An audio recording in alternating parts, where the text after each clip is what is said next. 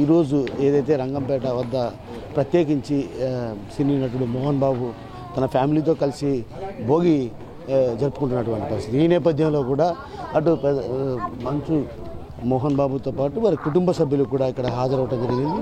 Madam గారు కూడా ఉన్నారు. అందరూ కలిసి సుఖ సంతోషంగా జరుపుకుంటారు. అయితే మరోవైపు ఏదైతే ఏకలవ్య సినిమా షూటింగ్ జరుగుతున్నటువంటి నేపథ్యంలో అసలు మంచు సినిమా గురించి ఏం లేదు.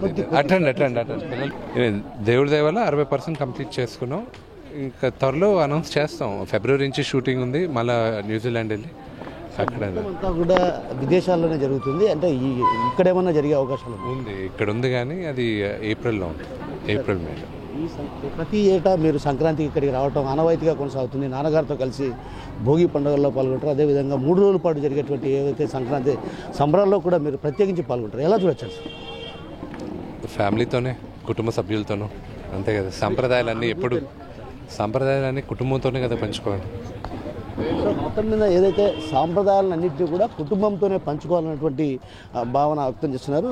సో మొత్తం మీద సాంప్రదాయాలను గౌరవించే విధంగా ఈ సంక్రాంతి వేడుకలు జరుపుకుంటాం.